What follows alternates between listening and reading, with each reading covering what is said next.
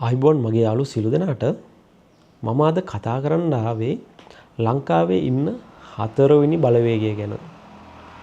ව්‍යවස්ථාදායකයේ විධායකය අධිකරණය හැරුණකොට ලංකාවේ ඉන්න 4 වෙනි බලවේගය මොකද්ද? සමහර කට්ටිය දන්නවා ඇති. සමහර කට්ටිය නොදන්නවා වෙන්න පුළුවන්.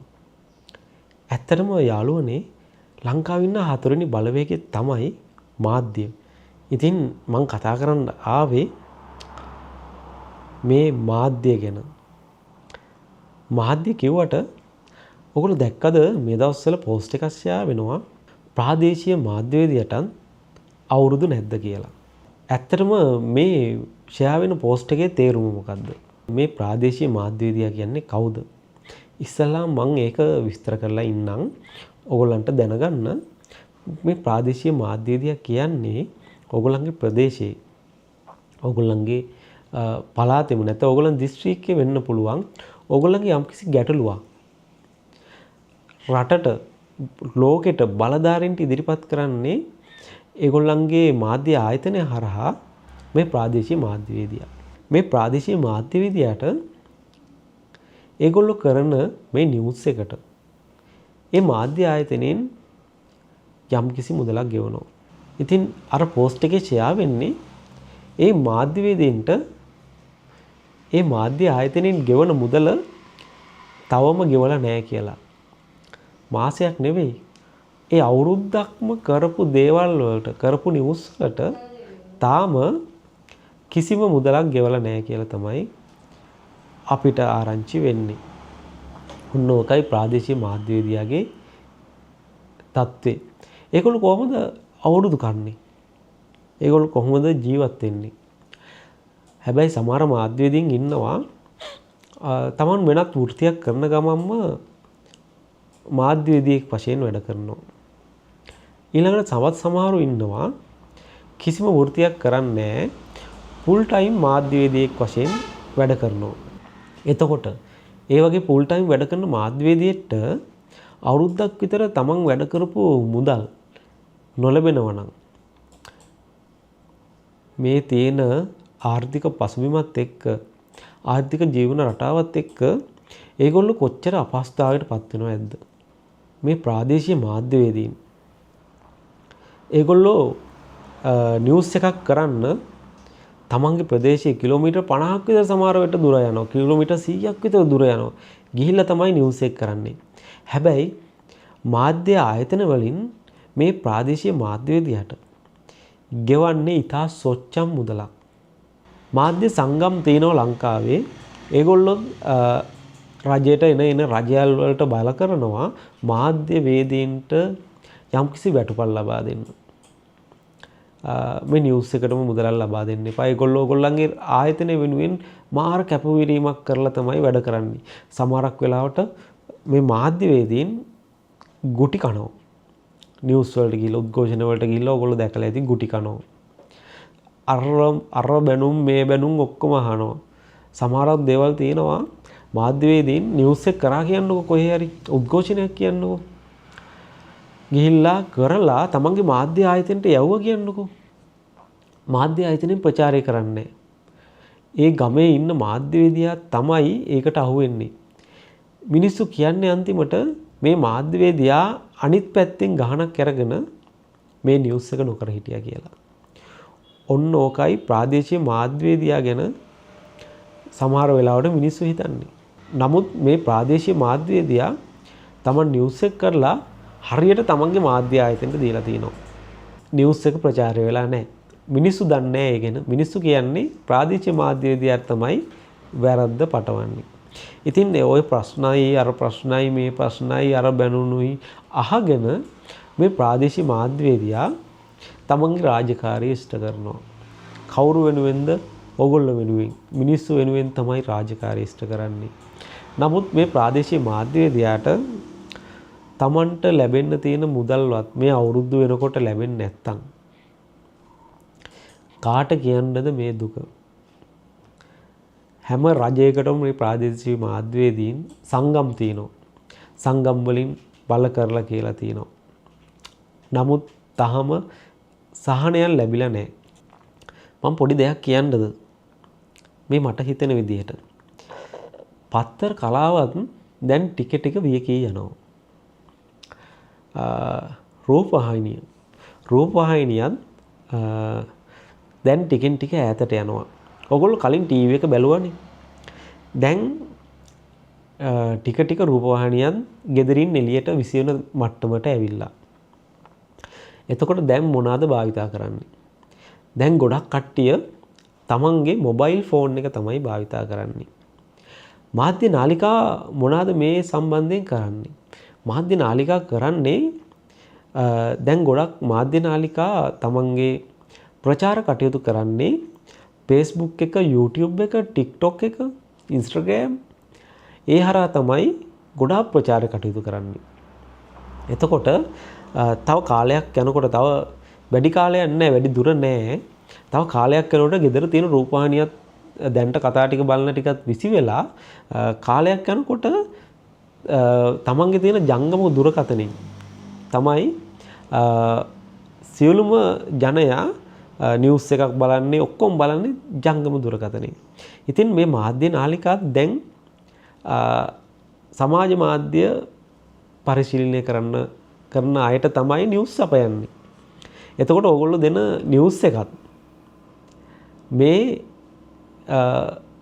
ෆෝන් එකෙන් තමයි කට්ටිය ගොඩක් බලන්නේ. ටීවී එකෙන් ගොඩක් බලනවා අඩුයි. ඒ හින්දා මේ සමාජ මාධ්‍ය හරහා තමයි channel ගොඩක් නිවුස් වලින් නිවුස් කතා අර වගේ මේ වගේ ඔක්කොගෙම channels හම්බ කරන්නේ සමාජ මාධ්‍ය හරහා. FM නාලිකා වල FM නාලිකත් අහනවා දැන් ගොඩක් අඩුයි. FM නාලිකත් දැන් සමාජ මාධ්‍යයට බැහැලා. හැම දෙයක්ම අලුත් වෙලා සමාජ මාධ්‍යයත් එක්ක තමයි ඔක්කොම ගැටෙන්නේ. නාලිකා සියල්ල FM නාලිකත් තමන්ගේ නමට සමාජ මාධ්‍ය ගිණුම ඕපන් කරලා. ඉතින් ගමේ ඉන්න මාධ්‍යවේදියා දෙනවා නිවුස් එකක්. මාධ්‍යවේදීන් අහගෙන ඉන්නවා නම් කියන්නේ. ඒ නිවුස් එක වීඩියෝ ක්ලිප් එකක් කියන්නකෝ. YouTube එකට දානවා. තමන් දෙන නාලිකාවෙන් YouTube එකට දානවා. YouTube එකෙන් හම්බ වෙන්නේ සාමාන්‍යයෙන් ඒ නිවුස් එක මිලියනයක් බැලුවා කියන්නකෝ. මිලියනයක් බැලුවොත් ලොකු ඩොලර් ප්‍රමාණයක් අනිවාර්යයෙන්ම මම සමාජ මාධ්‍ය කරන හින්දා දන්නේ අනිවාර්යයෙන්ම ලොකු ඩොලර් ප්‍රමාණයක් නාලිකාවට හම්බ වෙනවා. නමුත් ඒ ඩොලර් ප්‍රමාණයෙන් යම්කිසි මුදලක් ප්‍රාදේශීය මාධ්‍ය විදියට ගෙවනවද? අර නිවුස් එකට හරියන සොච්චම් මුදල තමයි නේද ගෙවන්නේ.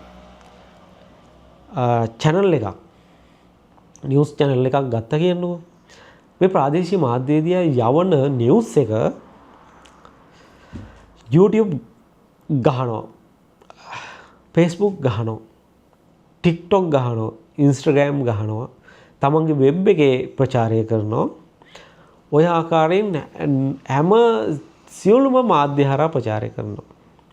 එතකොට මේ නිවුස් එකට ලොකු මුදලයි පොඩි වීඩියෝ තප්පර 30 ක්ලිප් එකක් කියන්නකෝ.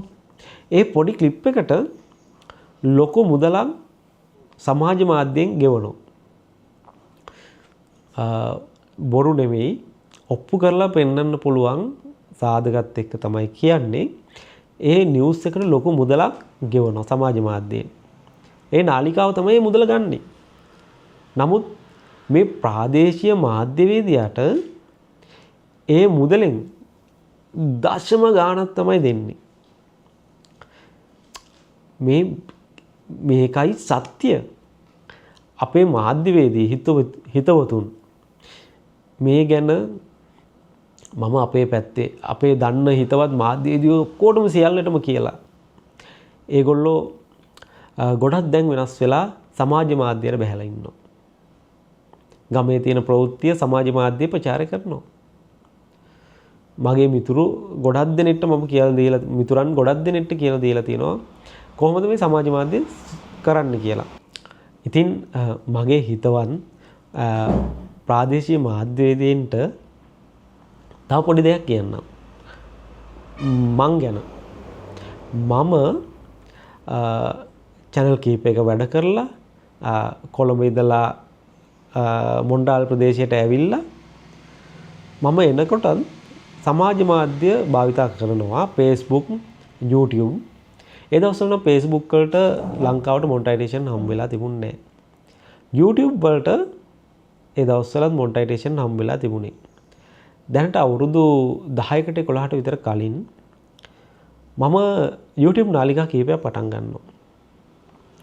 එකක් නිවුස් නාලිකාවක්, අනිත් එක ප්‍රදේශයේ තියෙන ලස්සන සුන්දරත්වය ගැන කරගෙන යන නාලිකාවක්. මේ වගේ මට ටික ඩොලර් හම්බ වෙන්න පටන් ගත්තා. එහෙම කරගෙන යනකොට මම ওই අතර channel වලට නිවුස් දෙනවා. නමුත් නාලිකාව වලින් මාස 3-4කට සැරයක් තමයි පොඩි ගාණක් අපිට දානවා. ඒක මට එහෙම ගැටලුවක් වුණේ නැහැ. මම මිනිස්සුන්ගේ නිවුස් ටික මම මේ මාධ්‍ය නාලිකාව හරහා රටටම ලැබෙන්න සැලැස්සුවා. ඒ බලධාරීන්ට බලන්න සැලැස්සුවා.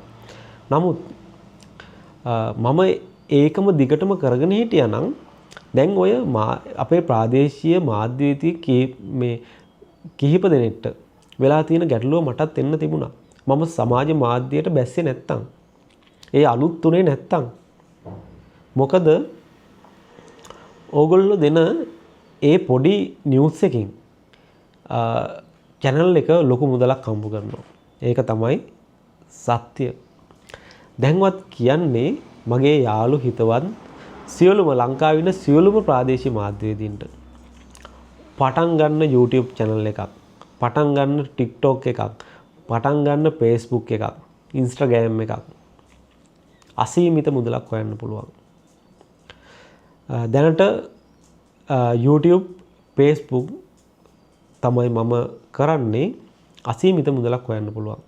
ඩොලර් තමයි එන්නේ. ඕගොල්ලන්ගේ account එකටම සල්ලි හම්බ වෙනවා. ඕගොල්ලෝ නිවුස් එකක් කරා කියන්නකෝ. ඒක ලක්ෂයක් බැලුවා කියන්නකෝ. ඕගොල්ලන්ට හොඳ වටිනාකමක් හම්බ වෙනවා. ඉතින් පටන් ගන්න.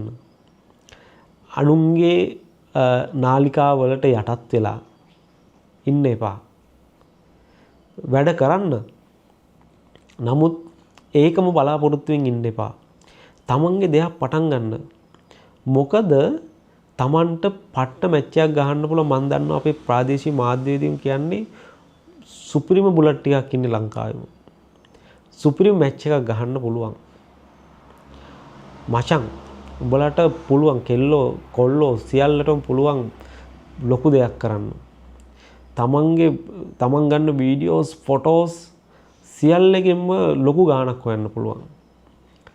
ඇයි අපි අනුන්ට දෙන්නේ?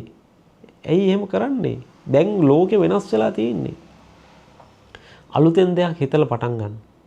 මොන හරි උදව්වක් ඕන නම් මටත් කතා කරන්න. ඕනම උදව්වක් දෙන්න සූදානමින් ඉන්නවා. මාධ්‍යවේදීන් වෙනුවෙන් ලොකු දෙයක් ඕගොල්ලන්ට කරන්න පුළුවන් මේ සමාජ මාධ්‍ය හරහා. දැන් සියලුම නාලිකා සමාජ මාධ්‍යයට බැහැලා ඉන්නේ. ඒගොල්ලෝ කරන්නේ සමාජ මාධ්‍ය හරහා තමයි තමන්ගේ ප්‍රචාරය කටයුතු සියල්ල. මේ පොඩි ෆෝන් එකෙන් ලොකු දෙයක් කරන්න පුළුවන්.